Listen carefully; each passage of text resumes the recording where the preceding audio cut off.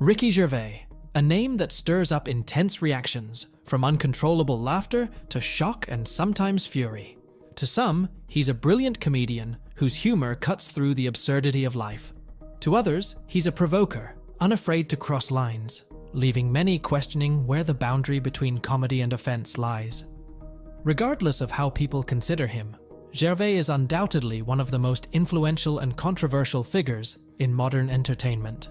His journey from a modest upbringing in the UK to becoming an internationally recognized comedian and the so-called most hated man in Hollywood is filled with inspiring moments of success and humbling failures.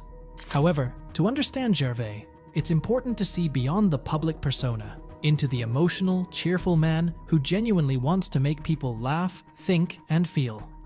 Born in Reading, England in 1961, Ricky Gervais' early life was far from exquisite. Raised by his French-Canadian father, who worked as a laborer, and his British mother, who worked in public housing, Gervais grew up in a modest household. The family lived in council housing, and Gervais' childhood was a reflection of the working-class struggles that many people in Britain experienced. He was the youngest of 4 siblings, and his upbringing, filled with humor, hardships, and close family bonds, deeply influenced his comedic skills. Gervais has often spoken about how his mother was incredibly humorous and sharp, always ready with a cutting remark or joke. Her influence, combined with the realities of a working-class upbringing, shaped Gervais' no-nonsense, down-to-earth outlook on life, which shows up in his work today. Before comedy came into his life, Gervais had other dreams. He wanted to be a rock star. In the early 1980s, Gervais formed a band called Siona Dancing with his university friend, Bill McRae. Gervais was the lead singer, full of confidence and the flair of someone who believed he was destined to be a pop icon. The band got a record deal with London Records, and they released 2 singles, More to Lose and Bitter Heart. Unfortunately, the band didn't make it big in the UK. Both singles failed to chart, and Siona Dancing broke up before finding success. Interestingly, More to Lose became a surprise hit in the Philippines, but by that time, Gervais had moved on. His rock star dreams were over, but they set the stage for his next career move. Although his music career didn't take off, Gervais didn't give up on the idea of working in entertainment. After the band broke up, he took on various odd jobs, one of which was as the entertainment manager at the University of London.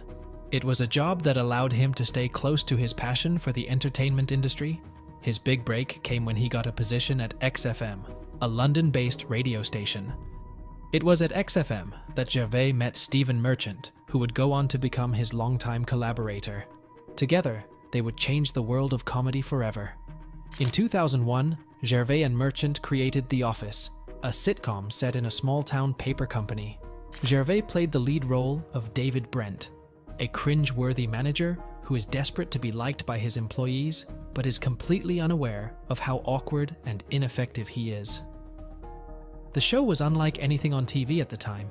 It used a documentary style, awkward silence, and dry humor to create a sense of painful realism that was both hilarious and uncomfortable. At first, the UK version of The Office didn't attract a huge audience. While critics recognized it, the show struggled to find a wide following. But for those who watched it, the portrayal of David Brent was revolutionary. Brent was a character unlike any other on television, a deeply flawed and desperately needy man who tried to project confidence, but often ended up humiliating himself. Though it wasn't an instant hit in the UK, The Office slowly built a loyal fan base. Then, when the show was adapted for American audiences, it became a massive success. The US version, starring Steve Carell as Michael Scott, turned The Office into a global phenomenon. This success not only brought Gervais international fame, but also strengthened his place in television history. After The Office, Gervais continued to push the limits of comedy. He created and starred in Extras and Derek, 2 shows that explored difficult themes with humor and heart. Extras took a humorous look at the world of fame and celebrity, while Derek was a touching illustration of a man with learning difficulties working in a nursing home. What makes Gervais' comedy stand out is his deep understanding of human flaws. While some view him as a comedian who enjoys pushing people's buttons, his humor often comes from a place of empathy. In interviews, he has explained that his comedy isn't about making fun of people, but about highlighting the absurdities of life and the human condition. In one of his podcasts, Gervais famously said, "We are all idiots, and my job is to let people know that it doesn't matter." I've had a little bit of work done. I've had cheek implants. They put them there, which is annoying. To Gervais, comedy is a way of showing that everyone makes mistakes, everyone is flawed, and that's what makes us human. Even when his jokes seem sharp or biting, they are meant to make us laugh at life's imperfections, not to hurt anyone. And that's why his fans love him so much, as of his fans stated. Ricky Gervais needs to be protected at all cost. In addition to his work on television, Gervais played a key role in the rise of podcasting. In 2005, Gervais Merchant and their friend Carl Pilkington launched The Ricky Gervais Show, which became one of the first widely successful podcasts. The show featured the three men discussing everything from life and philosophy to Carl Pilkington's unusual and often hilarious thoughts on the world. The podcast became a sensation, showing that sometimes the simplest format, just three people talking, can have a huge impact. Through the podcast, Gervais demonstrated his ability to connect with audiences in a more personal way, making people laugh through casual conversation rather than a scripted performance. While Gervais was celebrated for his groundbreaking work on The Office and his success with podcasting, he really stirred the pot with his multiple appearances as the host of the Golden Globe Awards. Gervais hosted the high-profile event 5 times, and each time he took the opportunity to roast Hollywood's biggest stars in a way that had never been seen before, and it sent his fans rolling. Ricky Gervais absolutely rips Hollywood. If you get an award, just come up and get it. You are in no position to lecture the public about anything. Most of you spent less time in school than Greta Thunberg. It is an honour to be here in a room full of what I consider to be the most important people on the planet. Actors. They're just better than ordinary people, aren't they? With each appearance, Gervais came armed with harsh, sometimes brutal jokes aimed at actors, directors, and the Hollywood elite. He poked fun at their hypocrisy, calling out their political actions while living lives of luxury. He joked about the darker corners of the entertainment industry, leaving audiences laughing nervously, unsure whether to boo him or applaud. Gervais didn't hold back, and his speeches became legendary for their audacity. His fans flooded the internet with wholesome comments about his speeches. Finally, someone just told them to thank you and sit your ass down. Let's get on with it before NBC replaced me with Jay Leno. While some viewers loved his boldness, others found his humor to be offensive or inappropriate for an award show. But love him or hate him, Gervais's Golden Globe performances were unforgettable. They cemented his reputation as someone who wasn't afraid to speak his mind, even if it made people uncomfortable. For Gervais, the Golden Globe speeches were more than just an opportunity to shock Hollywood. They reflected his belief that comedy should challenge the norms. In a world where celebrities often present carefully planned images of themselves, Gervais's cutting humor broke through the facade. He didn't shy away from pointing out the inconsistencies and absurdities of fame. In many ways, his performances as Golden Globe host were a reflection of Gervais' own place in Hollywood. Despite his success, he never fully fit into the Hollywood system. He has always remained a bit of an outsider, doing things his way and refusing to comply with the expectations of the industry. While Gervais has gained a reputation for his sharp, without limits comedy, those who know him often describe him as a caring, emotional, and thoughtful person. Behind the tough exterior lies someone who genuinely loves making people laugh and encouraging them to think more deeply about life. And his fans love him for that. Gervais is one of the funniest comedians in the world. His stand-up has me literally in tears. One think it's brilliant he came from humble beginnings, just kept doing what he did, and eventually, in his 40s, things lined up for him. Well deserved. It's going to be a night of partying and heavy drinking. Or as Charlie Sheen calls it, breakfast. In interviews and on social media, Gervais has shown a softer, more reflective side. He is a passionate supporter of animal rights, using his platform to speak out against cruelty and support animal welfare. Gervais' love for animals is a huge part of who he is, and his commitment to this cause shows that he isn't just a comedian focused on pushing boundaries, he's also someone who wants to make the world a better place. At the heart of his comedy is empathy. While his jokes may sometimes be biting, they come from a place of wanting to understand and connect with people. One of the defining features of Gervais' comedy is his willingness to deal with difficult and often uncomfortable subjects. In his stand-up specials, such as Humanity and Supernature, Gervais dives into topics like religion, death, and societal norms.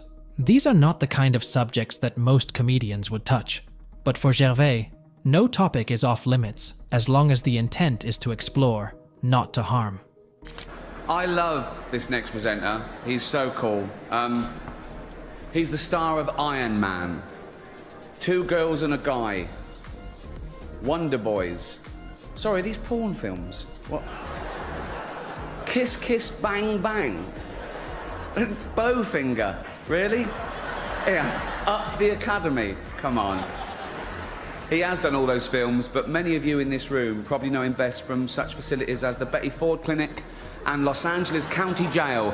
Please welcome Robert Downey Jr. Gervais has always maintained that comedy should have the freedom to address any topic, even if it's controversial. He believes that laughter can help people deal with the darker sides of life, and that humor can be a powerful tool for understanding difficult issues. While some may argue that certain subjects should be off limits, Gervais disagrees, feeling that humor can shine a light on human flaws and struggles in a way that encourages connection. In The Office, Gervais' character David Brent is a perfect example of this approach. Brent is an awful boss, clueless and often offensive, but he's also deeply insecure and lonely. Gervais uses the character's flaws to show the audience that, despite his many mistakes, Brent is just trying to be liked, just like everyone else. In Derek, Gervais plays a man who works in a nursing home.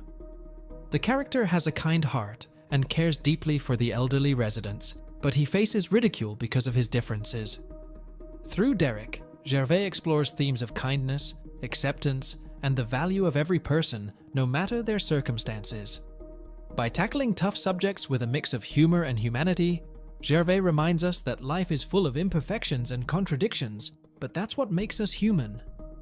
One of the reasons Gervais has remained successful and relevant over the years is his determination to stay true to his vision. In an industry that often values profit over creativity, Gervais has managed to maintain control over his work. Whether it's writing, directing, or starring in his shows and films, Gervais has fought to make sure that his projects reflect his unique voice and perspective. This commitment to creative independence has inspired other artists to fight for their own visions. Gervais has shown that success doesn't have to come at the cost of authenticity. Sometimes, taking risks and being true to yourself can lead to even greater rewards.